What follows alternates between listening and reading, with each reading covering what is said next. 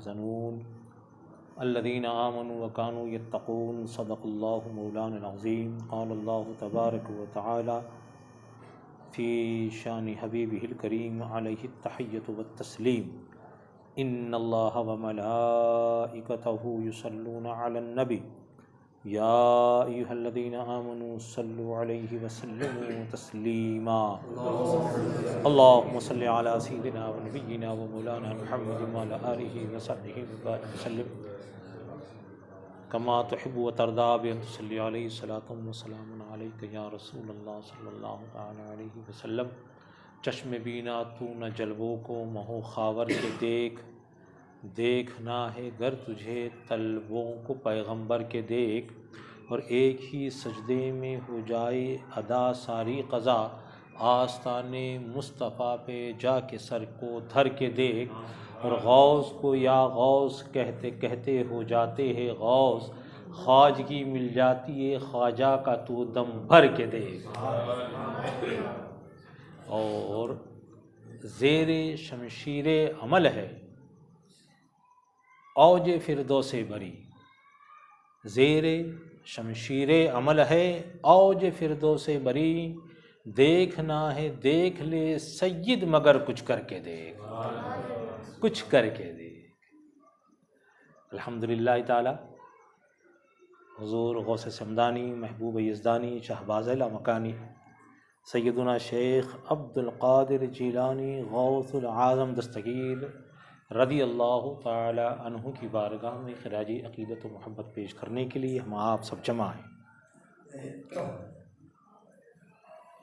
اللہ رب العزت کی توفیق و عطا سے ہم سال بھر کوشش کرتے ہیں کہ حضور غوث پاک کو یاد کریں، آپ کی تعلیمات کا ذکر کریں، آپ کے فرمودات کو کہیں سنیں، تاکہ ہماری زندگی ہماری روح ہمیشہ اس میں سرشار رہے، ڈوبی رہے، اور ہمارا نفس یہ ذلیل نفس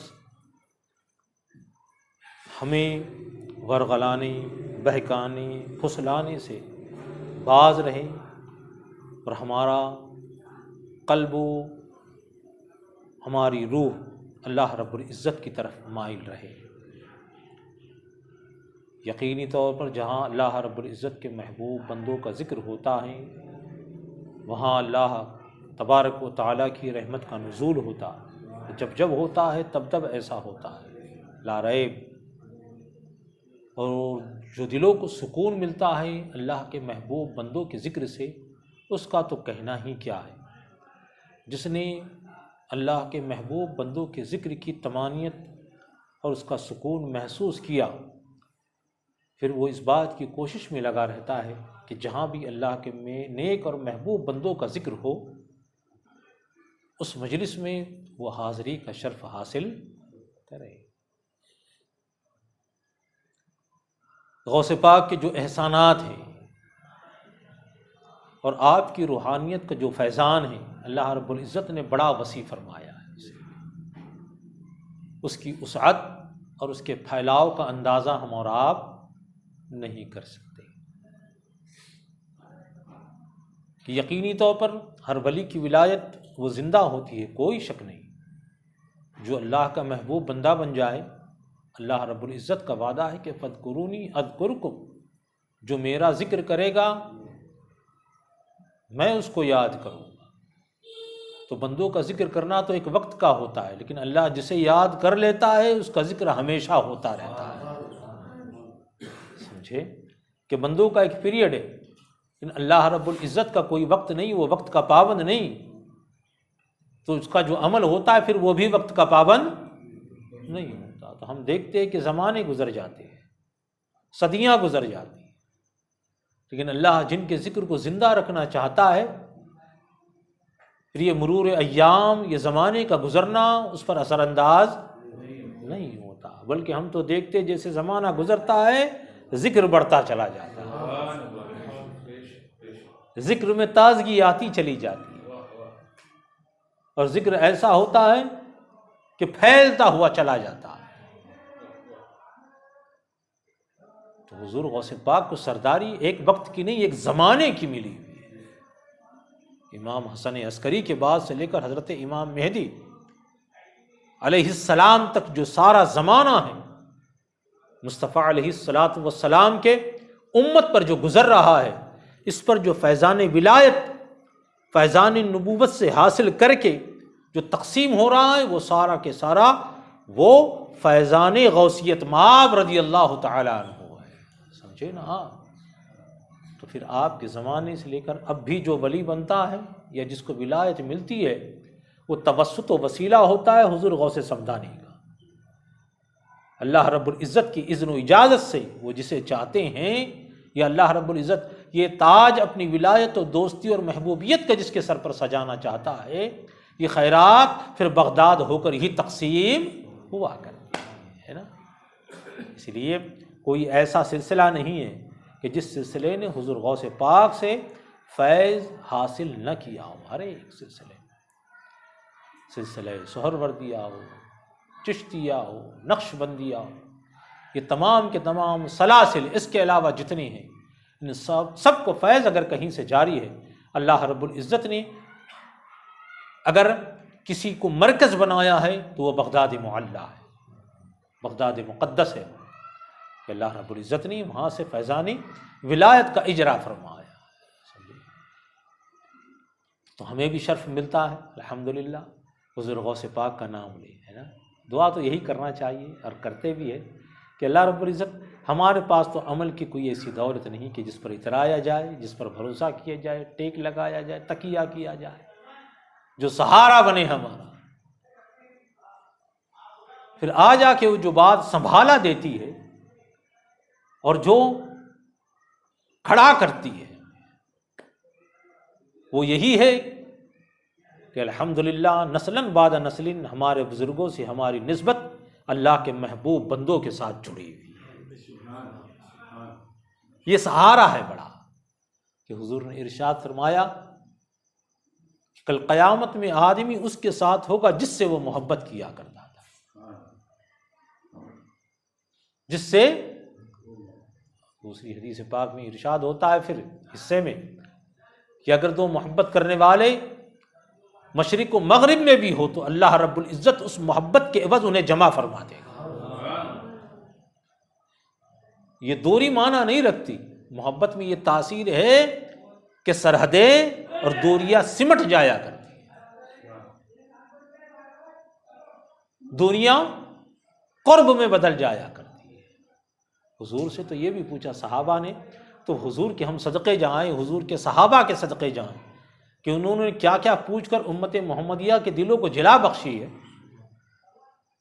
کہ وہ نہ پوچھتے تو پتہ نہیں ہم کتنے سکڑ جاتے اپنے فکر و خیال میں، لیکن ان کے سوالات نے امت محمدیہ کے شکوک و شبہات ہی صرف دور نہیں کیے، امیدوں اور یقینوں کے چراغ جلا دیے اس کے، سمجھے؟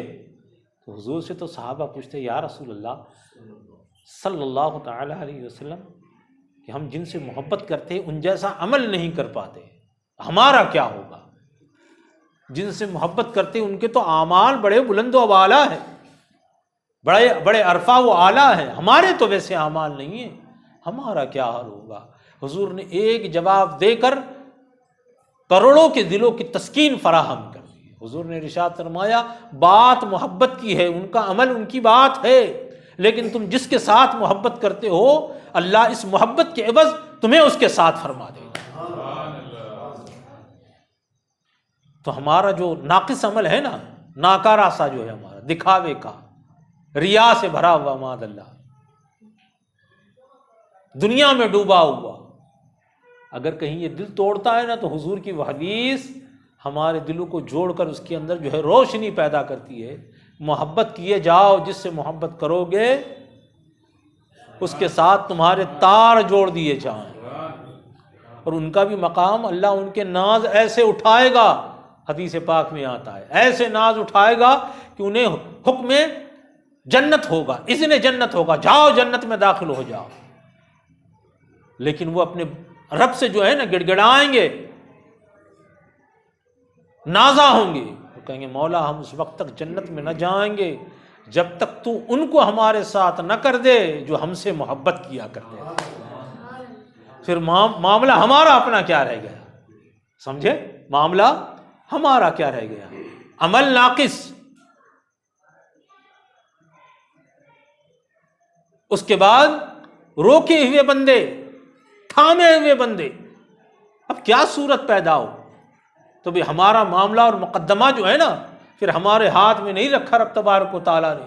تم نے محبت کی ہے تو اب معاملہ تمہارا نہیں، جس سے محبت کیے نا اب تمہارا وکیل ان کو بنا دیے دیتے ہیں. تمہارا معاملہ ان کے سپرد ہے. اب تمہاری لڑائی جو ہے نا، تم نہیں لڑو گے، جس سے محبت تم نے کی ہے وہ مجھ سے آ کر اپنے نیاز کو پیش کرے گا، مجھ سے گڑ گڑائے گا، مجھ سے معاملہ رکھے گا. جب وہ گڑ گڑا کر مجھ سے کہے گا تو پھر یقین جانو میں تو اپنے محبوبوں کا ایسا خیال رکھتا ہوں کہ میں نے دنیا میں وعدہ ان سے کیا ہے.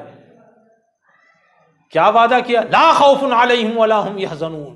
نہ انہیں خوف ہوگا نہ وہ غمگین ہوں گے. ارے جنہیں میں نے دنیا میں خوف و غمگین نہ رکھا، خوف والا نہ رکھا، کل قیامت میں کیسے خوف و غمگین کیسے خوف میں مبتلا رکھوں گا؟ ہے نا. جو یہاں بے خوف اللہ کی عطا سے، خدا کی قسم قیامت میں بھی وہ بے خوف ہوگا. سمجھے؟ جو یہاں غم سے پاک اور منزہ چھٹکارا پایا ہوا، قیامت میں اللہ رب العزت اس سے زیادہ انہیں عزت عطا فرمانے والا. تو ان کا کام تو ہوگا. یہاں پر کیا ہے؟ اپنے رب کو وہ راضی کرتے رہے. قیامت میں کیا ہوگا؟ رب انہیں راضی کرتا ہوا نظر آئے گا. اس کی رحمت اپنے بندوں کے ناز اٹھائیں گی. ہاں تم نے ویسی زندگی گزاری. عبد القادر تم نے ایک نئی زمانہ ایسے گزارا کہ تم نے نہ اپنی مرضی سے کھایا نہ پیا، نہ چلے نہ پھرے، نہ سوئے نہ جاگے. میری رحمت جیسے حکم کرتی تمہیں، میری مشیت جیسے چاہتی، تم ویسے رہا کرتے تھے. اے عبد القادر اب معاملہ تمہارا نہیں رہا ہے نا، اب معاملہ تو میرا ہو گیا. ایسے معاملہ کہ اب تم کھاؤ گے نہیں میں کھلاؤں گا تمہیں، پیو گے نہیں میں تمہیں پلاؤں گا. سمجھے نا؟ قسمیں دے دے کے کھلاتا ہے پلاتا ہے مجھے پیارا اللہ میرا چاہنے والا ہے نا. تو یقیناً اللہ رب العزت جو ہے قسمیں دے دے کے کھلاتا ہے پلاتا ہے انہیں، ہے نا. پیارا اللہ تیرا چاہنے والا تیرا. سمجھے؟ تو یہ ہے، ایسے ہی معاملات ہوا کرتے ہیں. ٹھیک ہے نا. اس لیے بزرگوں کو چاہنا چاہیے. سمجھے؟ ان کی عقیدت کا دم بھرنا چاہیے، ان کی راہ پر لگنا چاہیے. ایک تو یہ ہے کہ آخرت، پھر یہ ایسے سوچو نا آپ تو لگتا ہے کہ دنیا سے ہٹا جائے اور اس زندگی کو اپنایا جائے جو ان بزرگوں نے بتائی ہے. سچی زندگی ان بزرگوں کے پاس ہے. یقین کرو زندگی کی حقیقت ان سے جانو، زندگی کی سچائی ان سے سمجھو. سمجھے؟ انہوں نے جو سمجھایا وہی زندگی کی حقیقت اور وہی سچائی ہے. باقی دنیا جو سمجھاتی ہے، دنیا کی طرف دیکھو تو بس وہ کیا ہے؟ ایک لالچ ہے، ایک طمع ہے صرف جینے کی. اور ان بزرگوں کی طرف دیکھو تو یہ جینے کی طمع نہیں دلاتے ہیں، زندگی جس نے عطا کی ہے اس کی محبت دلاتے ہیں. یہ کائنات جس کی ہے، جس نے پیدا کی، جو چلا رہا ہے، اس کی محبت میں گم ہونے کی بات کرتے ہیں. حضور غوث پاک کا جو خطبہ آج میں مختصراً عرض کرنا چاہ رہا تھا، اس میں کیا مومن کی آزمائش کی بات آپ نے ارشاد فرمایا. مومن کی آزمائش مومن کیا ہے؟ آپ ارشاد فرماتے ہیں کہ جو اللہ کا جتنا محبوب بندہ ہوتا ہے، جو اللہ کے جتنے زیادہ قریب ہوتا ہے، جو اللہ کا جتنا مقرب ہوتا ہے، اللہ رب العزت اتنی ہی بڑی آزمائش اس کے لیا کرتا ہے. سمجھے؟ تو سب سے بڑی آزمائش کس کی؟ مرسلین کی، رسولان عظام کی، ان کے بعد انبیاء کی. کہ حدیث پاک میں حضور غوث پاک ارشاد فرماتے اشد الناس، لوگوں میں سب سے زیادہ ابتلاءً کون ہوتے ہیں؟ وہ اللہ رب العزت کے رسولان عظام ہوتے ہیں.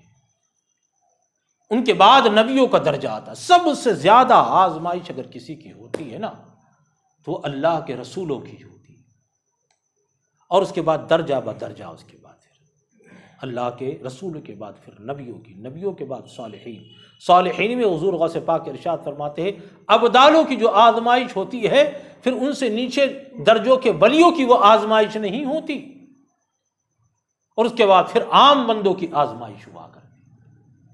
سب سے بڑی آزمائش رسولوں کی آزمائش ہوتی ہے۔ آپ رسولان اعظام کی زندگی اٹھا کے دیکھ، جو تکلیفیں انہوں نے سہی، جو درد اٹھایا، اور اللہ کا پیغام پہنچانے کے لیے جن امتحانوں سے وہ گزرے، ہم تو اس کا تصور بھی نہیں کر سکتے۔ سالوں کی، صدیوں کی محنتیں ان کی، ان محنتوں کے عوض لوگوں کی گالیاں، لوگوں کے طعنے، لوگوں کی تشنیع، لوگوں کا جھڑکنا، لوگوں کا مجنون کہنا، لوگوں کا پاگل کہنا، لوگوں کا مطالبہ کرنا، یہ سارا کے سارا، کہیں تو نبیوں کو قتل کرنا، جھٹلانا، یعنی وہ ساری چیز جو تکلیف دے سکتی ہے، یہ صرف روحانی اور نفسیاتی تکلیفیں نہیں، جسمانی تکلیفیں، جسمانی تکلیفیں انہیں دینا، ہجرت پر مجبور کر دینا، گھر چھوڑنے پر مجبور کر دینا، گھر والوں کی، قبیلے والوں کی مخالفت کر لینا۔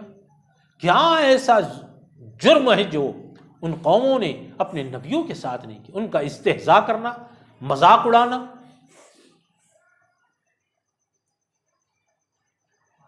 بچوں کو ان کے پیچھے لگا دینا، کانٹے بچھا دینا، کوڑا کرکٹ ڈال دینا، کھانا پینا بند کر دینا، سماجی بائیکاٹ کر دینا۔ کیا ایسا ہو سکتا ہے کہ زمانہ جن حربوں سے، جن ہیلوں سے تکلیف دے سکتا ہے، ان میں سے کون سی ایسی تکلیف ہے جو انبیاء و مرسلین نے نہ اٹھائی ہو؟ ہر ایک تکلیفوں سے گزرے۔ اور میرے آقا علیہ الصلوۃ والسلام کا حال تو یہ، حضرت عائشہ سے ارشاد فرماتے ہیں کہ سب سے زیادہ تکلیف جو ہے وہ انبیاء و مرسلین اٹھاتے ہیں، اور یقین جانو سب سے زیادہ تکلیف نبیوں اور مرسلین میں نے اٹھائی ہے۔ ہمارا حال دوسرا ہے، ہم یہ سمجھتے ہیں کہ جو اللہ کے محبوب ہوتے ہیں انہیں کوئی تکلیف نہیں ہوتی۔ یہ جو سمجھا رہے میرے غوث، کیا سمجھا رہے؟ جو جیسا اللہ کا محبوب ہوتا ہے نا، وہ اتنے ہی زیادہ اللہ کی آزمائش میں مبتلا ہوتا ہے، اس کا امتحان ہوتا ہے، جو جیسا ہوتا ہے۔ ہمیں لگتا ہے انبیاء معجزات دکھاتے تو انہیں تکلیفیں نہیں ہوتی۔ اللہ رب العزت اس فطری اور قدرتی اور ایک نیچرل انداز میں ان کی زندگی کو آگے بڑھاتا ہے کہ کوئی کہہ نہیں سکتا کہ پھر ان کے بارے میں یہ ایسے ہوتے تو ایسا معاملہ ہوتا، اور ویسے ہوتے تو ویسا معاملہ ہوتا۔ باوجود اللہ رب العزت کی عطا و تصرف اور اس قدرت کے، ان کی زندگی جو ہوتی ہے نا، وہ کٹھنائیوں سے بھری ہوئی ہوتی ہے، آسائشیں نہیں ہوتی۔ اور اس کی سب سے بڑی مثال رسول کائنات صلی اللہ علیہ وسلم کی زندگی ہے۔ آپ کی حیات طیبہ کو اٹھا کے دیکھو، آپ سمجھے کون سی ایسی تکلیف ہے؟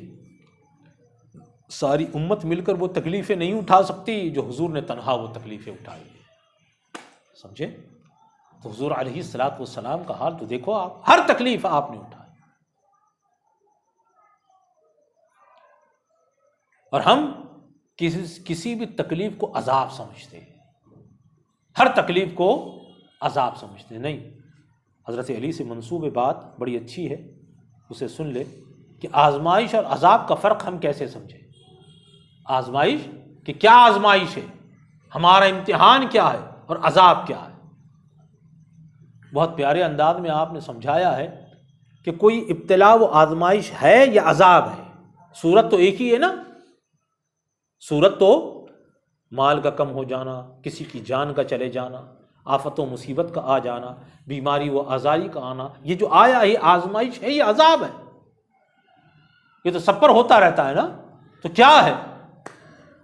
اگر بندہ مومن پر کوئی چیز آئے، وہ اس کا شکار ہو جائے کسی بھی چیز کا، ان میں سے وَلَنَبْلُوَنَّكُمْ بِشَيْءٍ مِّنَ الْخَوْفِ وَالْجُوعِ وَنَقْصٍ مِّنَ الْأَمْوَالِ وَالْأَنفُسِ وَالثَّمَرَاتِ، ہے نا؟ یہ تو ہونے والا۔ ان میں سے کسی بھی چیز کا اگر بندہ مومن شکار ہو جائے،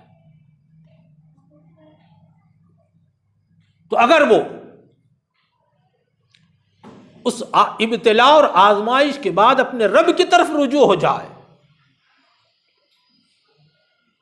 اس کا رجوع رب کی یاد بڑھ جائے، رب کے لیے گڑ گڑانا بڑھ جائے، رب کے لیے آنسو بہانا بڑھ جائے، رب سے مانگنا بڑھ جائے، رب سے استغفار کرنا بڑھ جائے، رب سے معافی مانگنا بڑھ جائے، توبہ بڑھ جائے، راتوں کو جاگ جاگ کر اسے یاد کرنا بڑھ جائے، تو یہ آزمائش ہے۔ کیا ہے؟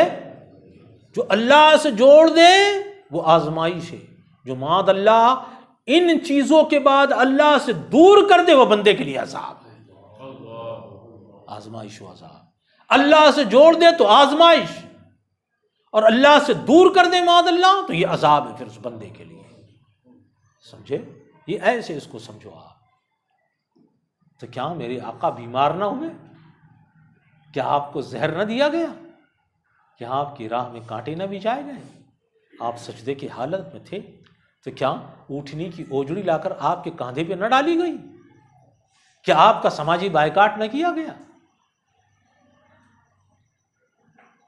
سوچو آپ، کون سی ایسی تکلیف ہے؟ جینا دھوبر کر دیا گیا، جس راستے سے گزرتے آپ پر تانے کسے جاتے، بچوں کو لگا دیا جاتا، کہیں پتھروں کی بارش کی جاتی، اور وہ لفظ تو ہم کہہ بھی نہیں سکتے کہ جو حضور علیہ الصلاۃ والسلام کے لیے اس وقت استعمال کیے گئے۔ تو کیا کہا؟ تو بات سمجھ میں آئی نا آپ کے؟ بندہ اگر ان چیزوں کے بعد اپنے رب کی طرف رجوع، اے مولا تو ہی خالق و مالک، سمجھے؟ تیرے اذن کے بغیر کچھ نہیں، نہ موت ہے نہ حیات ہے، تیرے اذن کے بغیر نہ بیماری ہے نہ صحت ہے، تیرے اذن کے بغیر نہ فاقہ ہے نہ تنگ دستی ہے نہ مالداری ہے، دنیا کے اندر تیرے اذن کے بغیر کچھ نہیں مولا۔ تو جس حال میں رکھے گا مولا میں اس میں خوش رہوں گا، تیری رضا پر راضی رہوں گا۔ بندے کا اگر یہ مزاج ہو جائے نا، پھر اللہ رب العزت کی رحمت ان کے لیے آسانیاں، تکلیفیں اپنی جگہ ہوتی ہے، اللہ کا وعدہ ہے وبشر الصابرین، کسی اور کا نہیں، وبشر الصابرین، اور بشارت ہے صبر کرنے والوں کے لیے۔ الذین اذا اصابتہم مصیبہ، جب ان تک مصیبت پہنچتی ہے تو کیا کہتے ہیں وہ؟ انا للہ، اے مولا سب کچھ تیرا ہی ہے، انا للہ، ہم سب تیرے ہیں، ہمارا سب کچھ تیرا ہے، دنیا میں جو کچھ ہے سب تیرا ہے، وَإِنَّا إِلَيْهِ راجعون، یہ ساری امانتیں تو پھر تیری ہی بارگاہ میں جانے والی ہے۔ جب تیرا ہے، تیرے پاس جانا ہے تو دکھ کس بات کا؟ بندہ صبر کرتا ہے، آزمائش پر ابتلا پر صبر کرتا ہے، یوں کہتا ہے تو اللہ رب العزت جو ہے نا اس کے لیے بخشش کا راستہ کھول دیتا ہے، بخشش کا راستہ کھول دیا کرتا ہے، سمجھے؟ یہاں تک آیا کہ بچے کے انتقال پر، جب اپنے چھوٹے بچے کے انتقال پر اگر کوئی بندہ انا للہ و انا الیہ راجعون کہتا ہے تو تفسیریں اٹھا کے دیکھے آپ، اللہ رب العزت فرشتوں سے پوچھتا ہے میرے بندے نے کیا کہا؟ کہ مولا سب کچھ تیرا ہے، تیری طرف لوٹ کر آنا ہے۔ رب تبارک و تعالی ارشاد ہوتا ہے اس کا، اے فرشتوں اس کے لیے جنت واجب کر دو۔ سمجھے؟ تو آپ ارشاد فرماتے ہیں، بہت پیاری بات میرے غوث نے ارشاد فرمائی، بندہ جس درجے کا اس کا ایمان ہوتا ہے نا، اسی درجے کی اس کی آزمائش ہوتی ہے، سمجھے؟ بڑے درجے کا بندہ ہے بڑی آزمائش، چھوٹے درجے کا بندہ ہے چھوٹے درجے کی آزمائش۔ آزمائشوں سے کسی محبوب بندے کی محبوبیت یا عدم محبوبیت کو ناپا اور تولا ہم نہیں کر سکتے۔ یہ کیا یار ایسے ہے ایسے ہو، نا نا نا نا، یہ کام ہمارے، یہ کیلکولیشن ہمارا نہیں ہے، ورنہ انبیاء و مرسلین کی زندگی کیسی ہونی چاہیے تھی؟ انہیں کوئی زندگی میں تکلیف، سب راحتیں ہو، وقت کے امیر ترین وہ ہو، انہیں کوئی تکلیف نہ ہو، وقت کے بادشاہ ہو، لیکن ایسے نہیں۔ میرے آقا کا حال تو یہ تھا کہ جب کیسر و کسریٰ فتح ہو رہے تھے نا، حضرت عمر رضی اللہ تعالیٰ عنہ حضور کی بارگاہ میں گئے، دوپہر کا وقت تھا، حضور آرام فرما رہے تھے، چٹائی جو ہے بچھی ہوئی تھی، حضور کے جسم اطہر سے چادر ہٹ گئی، حضور کا جسم اطہر جو ہے وہ چٹائی سے لگ کر کے تھوڑے نشانات اس کے پیدا ہوئے۔ حضرت عمر اسے دیکھ کر کے آپ دیدہ ہو گئے، آنسو نکل آئے۔ حضور کی آنکھ کھلی تو پوچھا عمر کیوں روتے ہو؟ کوئی تکلیف؟ کہا نہیں یا رسول اللہ، کیسر و کسریٰ کے یہ بادشاہ، یہ تو اپنی سلطنتوں اور اپنی حکومتوں میں اور اپنے محلوں کے اندر بڑے آرام سے رہے، اور آپ کہ وہ آپ کے نام سے تھرتھراتے ہیں، کانپتے ہیں، اور آپ ایسے۔ حضور نے مسکرا کر ارشاد فرمایا، عمر میرے رب کا وعدہ ہے کہ جو دنیا میں اس کی محبت کے لیے تکلیفیں برداشت کرے گا، اللہ رب العزت قیامت میں اس کے لیے راحتیں پیدا فرمائے۔ ہم یہاں راحت تلاش کرنا چاہتے ہیں، ہے نا، آسائش، آرام، صحت، ہے نا، کریں، اس لیے ہم شاید اس مقام تک یا پھر یقین و ایمان کے اس درجے پہ نہیں پہنچے نا، ہم نے دنیا ہی کو سب کچھ سمجھ رکھا ہے، اس لیے ہمارا حال یہ ہو گیا ہے، سمجھے نا۔ ورنہ واقعتاً یہ سچ بات میں کہتا ہوں آپ کو، حضور غوث پاک کے خطبات چھوٹے چھوٹے میں نے جو دیکھا مثال، زیادہ طویل نہیں ہے، اس کو پڑھو تو 5-7 منٹ 3 منٹ میں ایک خطبہ پورا ہو جاتا ہے۔ میں نے خیال کیا کہ حضور غوث پاک کے خطبات جو ہے ایسے ہوتے کہ لوگ دیوانہ ہو جاتے تھے، اس کے اندر دیوانے ہو جاتے تھے۔ کیا بات تھی، یہ کلمات کیسے اثر کرتے ہوں گے ان پر۔ ہم یہ کہتے ہیں وہ جب حضور غوث پاک کی زبان کہ جس میں اثر ڈالنے کے لیے رسول کائنات نے اپنے لعاب دہن کو ڈالا، مولائے کائنات نے اپنا لعاب دہن ان کے منہ مبارک میں، دہن اقدس میں اپنا، کیسا اثر اس کے اندر ہو۔ یہ خطبے تو ہوتے ہوں گے مختصر سے، اس کا اثر گھنٹوں کا ہوتا ہو، ہاں، یا پھر یہ ہے کہ ان خطبات کو جو ہے اس کا نچوڑ بیان کر دیا گیا ہو، یہ بھی ایک ممکن ہے کہ مختصر کر کے اس کو بیان، جو اصل مدعا ہے اس کو بیان کر دیا۔ بہرحال بات جو بھی ہو، لیکن بات اتنے پتے کی ہے کہ بس مجھے ایسا لگتا ہے نا کہ ہمارے اندر وہ رقت قلب جو نہیں آتی ہمارے اندر، اور ولیوں کے نام میں صرف ہم رسماً جو مبتلا ہو گئے نا، یقیناً یہ بھی خالی نہیں جائے گا، ایسا نہیں کہتا میں آپ سے، لیکن اس کے باوجود وہ جو ان کا مقصد تھا نا، مقصد حیات، وہ جو سکھانا چاہتے تھے، حضور کی زندگی، عملی زندگی جو ہم تک پہنچانا چاہتے تھے، شاید ہمیں ایسا لگتا ہے، یا کم سے کم مجھ کو لگتا ہے ایسے کہ ہم اس تک پہنچ نہیں پائے، ان کی تعلیمات کو ذکر نہ کرنے کے سبب، ان کی تعلیمات کو ڈسکس نہ کرنے کے سبب، اس کو زیر بحث نہ لانے کے سبب، اور اس پر بات نہ کرنے کے سبب، اسی کو کہنے سننے کی ضرورت ہے زیادہ دوستوں۔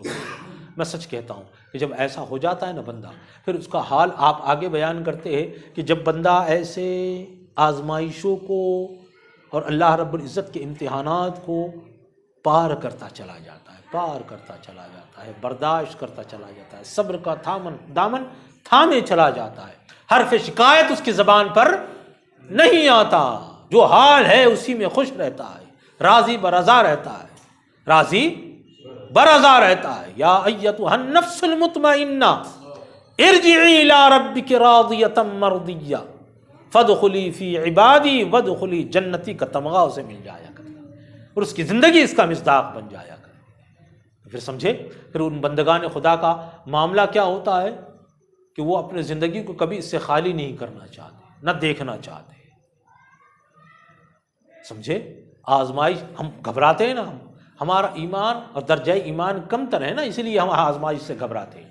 وہ کیوں نہیں گھبراتے تھے؟ وہ جانتے ہیں جتنی آزمائش آئے گی اللہ کا قرب، اس کی رضا اتنی زیادہ مجھے ملتی چلی جائے گی، حاصل ہوتی چلی جائے گی۔ تو یہ آزمائش بندے کو برباد کرنے کے لیے نہیں، اسے آباد کرنے کے لیے ہے نا، آباد کرنے کے لیے ہوتی ہے۔ تو پھر بندہ اس مقام پر آتا ہے کہ پھر وہ ابتلا سے، آزمائش سے گھبراتا نہیں ہے، اور پھر اسی حال میں جو ہے اپنے رب کے پاس وہ پہنچتا ہے۔ جو آیت کریمہ میں نے آپ کے سامنے تلاوت کی، وہ اس کا مصداق بن جایا کرتا ہے۔ تو اللہ رب العزت مجھے آپ کو بھی وہ مقام عطا فرمائے، رب تبارک و تعالی ہمیں اور آپ کو اس کو سمجھنے کی توفیق عطا فرمائے، اس راہ پر چلنے کی توفیق رفیق عطا فرمائے۔ حضور غوث پاک کا مہینہ ہے نا، اپنے گھروں کے اندر بھی ایسی مجلسیں منعقد کیجیے، ایصال ثواب کیجیے، اور جہاں تک ہو سکے حضور غوث پاک کے خطبات کو، اور جو بھی آپ کو علم اللہ رب العزت نے دیا ہے، اس کو کم از کم پڑھنے کی ضرور کوشش کیا کریے۔ رب تبارک و تعالیٰ کہنے سننے کی جو بھی غلطی ہوئی ہے مولا اسے معاف فرما، اور حضور غوث پاک کے ان کلمات کا صدقہ ہم سب کو نصیب فرما، ہماری دلوں کی دنیا کو آباد فرما۔ مولا کریم تیری طرف رجوع لانے کی توفیق عطا فرما۔ ربنا علیک توکلنا والیک انبنا والیک المصیر۔ اس کا مصداق ہماری زندگی کو بنا دے میرے مالک۔ دکھ ہے، درد ہے، رب تبارک و تعالیٰ اس کی دوری کی بات کرتے مولا۔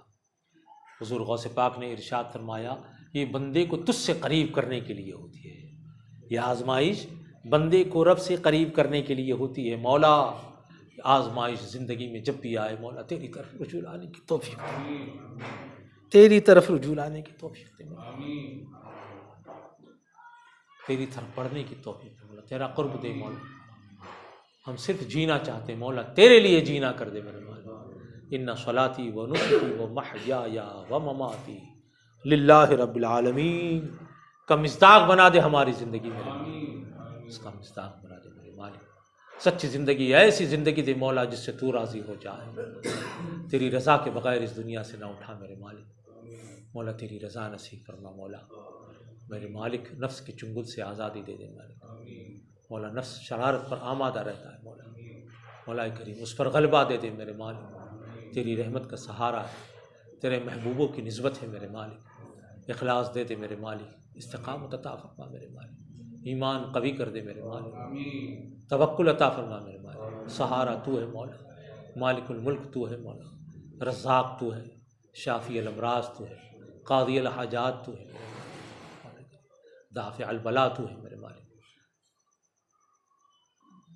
مولا کریم زبان کے اندر تاثیر دے مولا، ایسی تاثیر کی جو تجھے راضی کر سکے مولا۔ وما توفیقی الا باللہ، رب تبارک و تعالیٰ توفیق تیری طرف سے، توفیق میں اثر تیری طرف سے، رجوع تیری طرف مولا۔ سچا دل دے دے میرے مالک، سچا ایمان دے دے میرے مالک۔ مولا کریم دنیا کے لیے جینے مرنے سے بچا میرے مالک، تو راضی ہو جا، مرنے سے پہلے مولا راضی ہو جا۔ توبۃ نصوحا، توبۃ نصوحا کی توفیق دے دے میرے مالک۔ ہمارے ماں باپ کی، ہمارے مرحومین کی مغفرت فرما، ہمارے گناہ صغیرہ و کبیرہ کو معاف فرما، بلکہ ایمان کی حلاوت دے مولا، زندگی کے اندر مولا تیری عبادتوں کی لذت نصیب فرما میرے مالک، اور تیری لذتوں کے ساتھ وہ لذت رب تبارک و تعالیٰ جو تیری قربت دے دے میرے مالک۔ مولا کریم تیری قربت دے دے، سجدوں میں تیرا قرب دے دے میرے مالک، سجدوں میں تیرا قرب دے دے میرے مالک۔ میرے مالک سچے سجدہ کرنے والوں میں شامل کر دے، سچے رکوع کرنے والوں میں شامل کر، سچی تسبیح پڑھنے والوں میں شامل کر، تیرے سچے ذاکروں میں شامل فرما میرے مالک، غافلوں سے دور فرما مولا۔ مولا دنیا اپنی طرف کھینچنا چاہتی ہے مولا، تیری رحمت ہمارا سہارا بن جائے تو ہم دنیا کے چنگل سے آزاد ہو جائے میرے مالک۔ ہم پر فضل فرما میرے مالک، ہم پر فضل فرما۔ صلی اللہ تعالیٰ علی خیر خلقہ محمد و آلہ و اصحابہ اجمعین، بحق لا الہ الا اللہ محمد رسول اللہ۔